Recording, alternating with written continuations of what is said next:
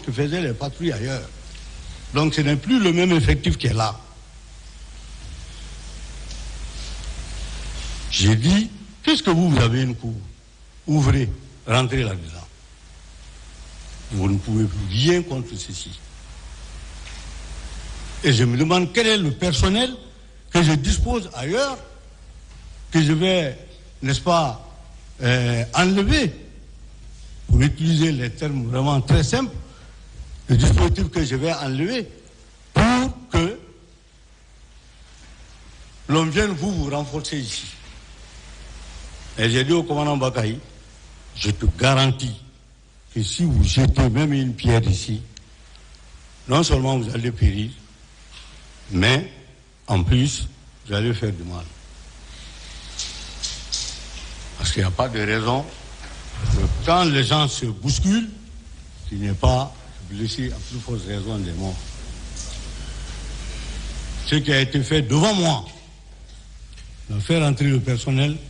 Donc, en définitive, excusez-moi d'être un peu long, parce que les choses telles qu'elles se sont présentées, si je ne les explique pas comme ça, je ne vais pas être à l'aise. Allez-y. Bien. Donc, conséquemment, ceux-ci ont fermé devant moi. Et les gens ont continué à venir. Moi-même, j'ai continué devant, où je suis venu trouver que la devanture du stade est déjà déboulonnée. Il y avait un dispositif consistant qui était là, qui était commandé par le commandant du groupement. C'est vrai que ce n'est pas des moublots, c'est-à-dire des gens qui sont habiles dans l'intervention, mais c'était l'une des figures de proue de la gendarmerie guinéenne, que certainement beaucoup d'anciens avocats et autres ont dû entendre parler. Le colonel Koch était le commandant du groupement. Entre parenthèses, il y a groupement départemental, il y a groupement mobile. Donc lui, il était groupement départemental, chargé de concevoir les ordres et les donner en matière de police administrative ou de police judiciaire. Mais puisque c'est lui qui commandait tout Conakry, il fallait qu'il soit sur les lieux. Donc j'ai demandé, quand je suis arrivé, j'ai garé quelque chose de 3 ou 4 minutes, j'ai demandé, on m'a dit, le centre des opérations a ordonné que tout le monde replie au niveau de Donka. J'ai continué mon chemin, je suis venu jusque là, j'ai trouvé le personnel qui était déployé là, à ce niveau. Et j'ai demandé comment ça s'est passé. Ils ont dit qu'ils ont fait des charges pour un premier temps pour disperser, mais au fur et à mesure qu'ils chargeaient, au fur et à mesure, la foule devenait encore plus nombreuse. Donc, finalement, les policiers ont été les premiers à replier. Et comme ils ont compris qu'il y avait de la violence qui faisait naissance, or j'avais dit, on n'en découpe pas sans matériel conventionnel avec la population. Ça, jusque-là où je suis arrêté, je suis mordicus là-dessus. Vous êtes une force de maintien d'ordre public, requis par l'État, mais vous jugez de la force proportionnée. Lorsque c'est une manifestation, vous trouvez que les organisateurs ont outrepassé, mais la justice est là pour régler le problème. Ce n'est pas à vous de régler ce problème-là. C'est ainsi que j'ai continué jusqu'à l'état-major. J'ai demandé le centre des opérations et ils ont dit, monsieur le chef d'état-major, plusieurs positions sont déboulonnées. Ils ont cité des positions par-ci par-là, moi je ne peux pas vous citer tout ça. Par contre, il y a d'autres positions qui continuent à tenir et j'ai dit, donnez les instructions, que personne ne quitte sa position. Si on vient pour vous frapper, esquivez, mais vous restez dans votre position. Parce qu'on a dit dans le plan d'opération, lever le dispositif en fin de mission. Donc ça se négocie même pas. C'est ce qui s'est fait. Finalement, pendant que j'étais en train de discuter au centre des opérations, il y a l'officier de garnison qui monte, c'est le chef d'état-major, venez vite. On a envoyé des gens qui sont blessés. Il dit ce qu'il dit, ah, j'ai reconnu Jean-Marie. Il dit, Jean-Marie, il est blessé, il est là. Il dit, il n'est pas seul, hein, il y a d'autres. Il dit, alors, descendons. On descend, je viens le trouver à Langue. Je dis, ah, Jean-Marie. Jean-Marie qui me connaissait un peu, et que je connaissais aussi, en tant que doyen, il dit, je dis, ah, mon frère, tu peux rire maintenant, on est sauvés. J'ai dit, mais vous venez d'où? Jean-Marie a dit, on était au stade. Il dit, c'est là-bas où ça vous est arrivé? Il dit, oui. J'ai dit, d'accord. Pour le moment, comme je vois le sang, levez-vous. Dr Nyako était là, qui était le médecin-chef de la gendarmerie. On avait une infirmerie au niveau du PM2, dès que vous sortez de l'état-major, juste en face du ministère de l'administration du territoire. Le PM2 était là, avec cette infirmerie. C'est là-bas on les a envoyés pour les soigner. En fin de soins, le médecin a dit à l'officier que j'avais désigné que si on ne les enlève pas ici, malgré qu'ils ont reçu certains soins, mais ce n'est pas bon. Pendant ce temps, j'ai reçu des informations pour dire qu'il y a un groupe qui voulait venir pour les libérer de la gendarmerie. J'ai dit, mais c'est quel groupe ça? On dit non, on ne sait pas, mais on a entendu les gens dire qu'ils vont venir, que même vous, on va vous agresser. J'ai monté un dispositif de sécurisation du PM2. Mais puisque le médecin-chef avait dit que ce n'était plus bon de les conserver là-bas, on a nettoyé le sang, tout et tout, les premiers soins sont terminés, il fallait les envoyer automatiquement à la clinique Pasteur. Ce qui a été fait. Et finalement, c'est là-bas, ils sont restés jusque tard la nuit. Le Premier ministre, parce que moi je n'étais pas là-bas, hein, je n'ai pas été là-bas. Moi personnellement, je n'ai pas été là-bas. Je les ai vus, j'ai vu ce qui n'allait pas. Le médecin qui était à ma portée, je lui ai dit de les prendre et aller prendre les dispositions. Et finalement, il a été dit que le Premier ministre est arrivé. J'ai dit sécuriser, continuer à sécuriser les lieux pour sécuriser le Premier ministre. Et c'était au Premier ministre de prendre certains d'entre eux, selon lui, les instructions du président Radis. Et moi, je n'étais pas là-bas. C'est ce que le Premier ministre a dit qui m'a été rapporté sur les lieux. Parce que personne n'a demandé comment les gens là ont été sécurisés. Chacun a dit ce qu'il a voulu. Mais moi, je sais l'effort que j'ai fourni ce jour par rapport à ça.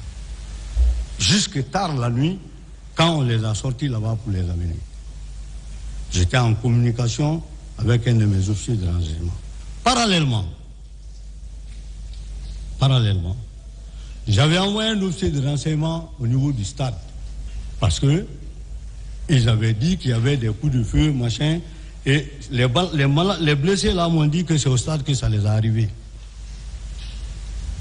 Cet officier est venu me rendre compte. Parce que les officiers de renseignement, je n'ai pas besoin de téléphone. Vous pourriez, vous venez, vous me parlez.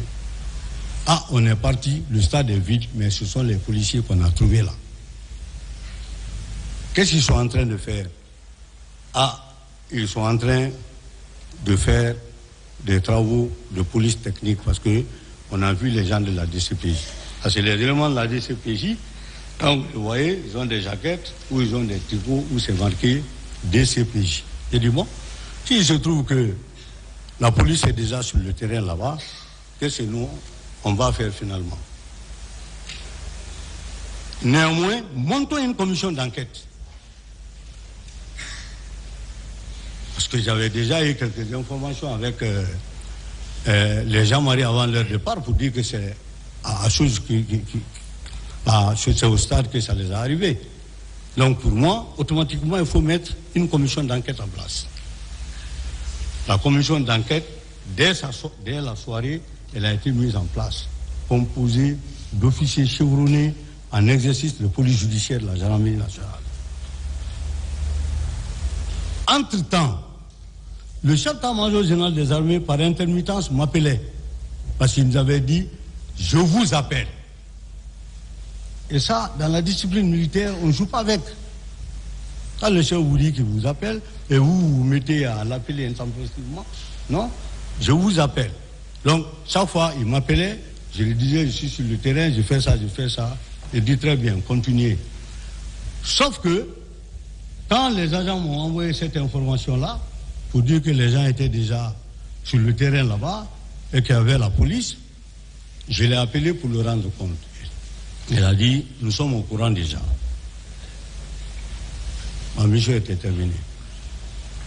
Parce qu'encore une fois, l'état-major de la gendarmerie, comme beaucoup le prétendent, ne relevait pas d'un tiers, ni du ministre de la Défense, ni du président.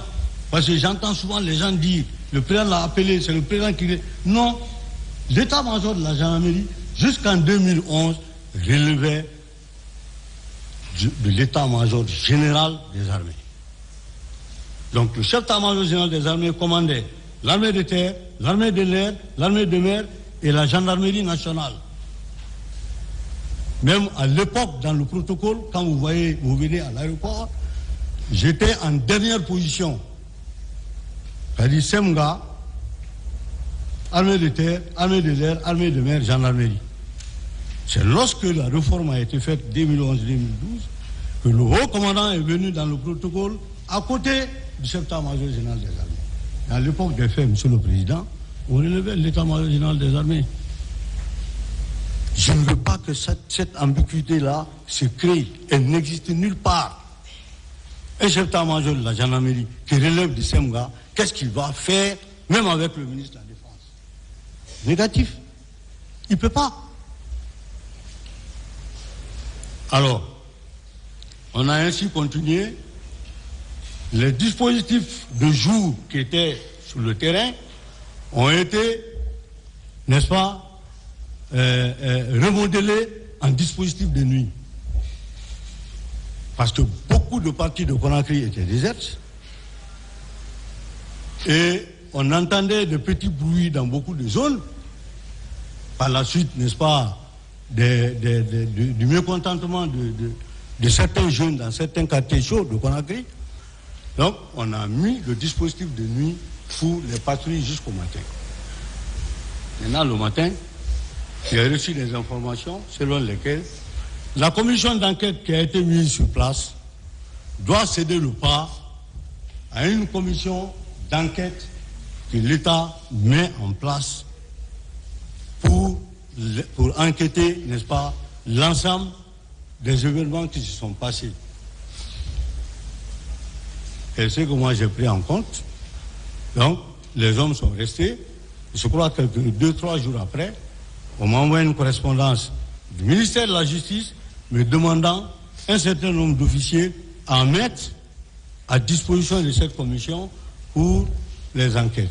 Et que cette commission devrait être présidée par un magistrat. Ce qui a été fait, et le reste, Monsieur le Président, je préfère me limiter là pour le moment. Sauf que j'allais insister sur le paramètre moyen. C'est vrai, des moyens humains, on avait commencé à avoir, mais les moyens matériels vous permettent de continuer, n'est-ce pas, le travail qui est le vôtre. Merci, Monsieur le Président. Le 27 septembre 2009, vous avez été convié à l'état-major général pour une réunion. Oui, Monsieur le Président. Est-ce que vous vous souvenez de tous qui ont participé à cette réunion?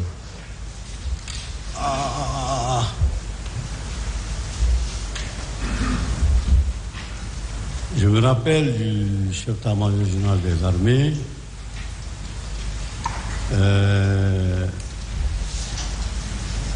Je crois l'aviation était là, mais l'armée de terre non.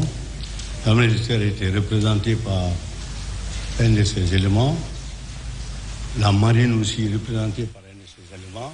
il y avait beaucoup plus les cadres des grandes unités, PSC, PQG, BSCC, génie, etc. Tout ça, c'est la gendarmerie. Hein? Tout ça, c'est la gendarmerie. Non, non, non. Et l'armée. Est-ce que les Tout corps ça, c'est l'armée de terre. Et les paramilitaires, la police étaient représentés? Bon, la police, je ne crois pas trop, je ne me rappelle pas trop. Est-ce que le colonel Mara était là? Parce que c'est lui qui participait souvent au compte de la police, étant en uniforme, au niveau des réunions que nous tenions. Vous ne vous souvenez Colonel pas? Mara, est-ce qu'il n'était pas là? Je crois qu'il devait être là. Vous croyez où il était là? Hein? Vous croyez ou bien il était là? Non, je dis, je crois qu'il était là, puisque ça fait beaucoup Vous de temps. devez dire les choses avec exactitude. Oui, oui, je vous l'ai dit avec exactitude. Je crois qu'il était là. Il était là. Vous croyez toujours? Le colonel Mara, il était là. C'est lui Pas qui... le DGPN. Lui, je ne l'ai pas vu là-bas. DGPN, qu'est-ce que ça veut dire? Le directeur général de la police, il vient de quitter ici tout à l'heure. Voilà. Le directeur général de la police. Le lendemain, le 28, Ouais. au moment de la manifestation, Oui. vous dites que vous avez sillonné Conakry, Oui. Doubreka et Koya faisant partie. Oui. Et finalement, vous vous êtes retrouvé au stade. Oui. Il était quelle heure? Ah non, non. Ça. Je suis venu au moment où tout était déboulonné, les gens étaient rentrés à l'intérieur. C'est le constat que j'ai fait. Je n'ai même pas fait 3 minutes. C'est le constat que j'ai fait. J'ai dit, bon, si c'est déjà déboulonné, le dispositif, je demande où il se trouve. On dit que non, ils sont tous au niveau du truc. J'ai continué. Vous n'avez vu aucun agent sur l'esplanade du stade? Si j'ai vu aucun agent, oui. Il y avait des agents là-bas. Mais, monsieur le Président, moi, je n'ai pas pris mon temps là-bas. Hein. Je cherchais le colonel qui était chargé de... Parce que là-bas, ce n'est pas mon milieu. En toute sincérité, on ne peut pas dire à quelqu'un, va t'installer là-bas, faire tel travail, après tu viens, tu fais le travail à sa place. Dans l'armée, ça ne se fait pas. Et après, vous avez dit ici que vous avez mis en place une commission d'enquête. Oui. Quel a été le résultat? C'est ce que je vous expliquais tout à l'heure. Permettez-moi de reprendre autrement. Dès le soir. Tout simplement le résultat. Le résultat, on nous a empêchés finalement d'évoluer dans ce qu'on a voulu entreprendre. Quand est-ce que vous avez mis cette commission en place? C'est le même jour. Le même jour. Et quand est-ce qu'on vous a dit d'arrêter, de ne plus continuer? Ça a commencé le lendemain. Parce que moi, j'ai commencé mes contacts d'abord avec le procureur général à l'époque, par le biais du commandant du groupement. Je n'avais pas de contact direct. Donc, dès le lendemain, c'est-à-dire le 29. Hein? Dès le 29. Dès le 29, on a commencé déjà. On vous a dit d'arrêter. Comment? On vous a demandé d'arrêter. Non, c'est nous-mêmes qui avons d'abord ralenti. Parce que moi, je ne pouvais pas mener cette enquête-là sans les magistrats. Ça veut dire qu'il n'y a eu aucun résultat de cette enquête? Non, il n'y a pas eu de résultat parce qu'après, il y a une autre commission qui a pris place, en lieu et place de la commission que j'ai mise en place. Vous avez dit que vous avez parlé avec les blessés qui étaient là. Avec les blessés qu'on avait envoyés chez vous. Oui. Vous avez cité le nom de M. Jean-Marie Doré. Oui. Qu'est-ce qu'il vous a dit ce jour? M. Jean-Marie Doré. À part Doré. qu'il était au stade, oui. Qu'est-ce qu'il vous a raconté? Il y avait une vingtaine de personnes là-bas. C'est moi qui l'ai demandé. Où ça vous a arrivé? Il a dit que c'est au stade. Mais je n'ai même pas cherché à continuer la causerie avec lui. Parce que je le voyais lui-même d'ailleurs. Le sang coulait, même jusque sur sa tempe. C'est tout ce qu'il vous a dit? C'est ce qu'il m'a dit sur le champ là-bas. Et après? Non. J'ai décidé de les envoyer à l'hôpital. Ça veut dire que vous n'avez plus parlé avec lui? Monsieur le Président, pendant qu'il partait déjà à l'hôpital, moi je remontais au centre des opérations. Je vous demande, parce que c'est vous qui avez dit que vous avez parlé avec certains d'entre eux. C'est pourquoi je vous le demande. C'est lui seul. C'est seulement ce que vous vous êtes dit. Il vous a dit Seulement qu'il était ça. au stade. Seulement Et depuis ça. ça, vous n'avez plus Il parlé. a dit où ça vous est arrivé. Il m'a dit c'était au stade.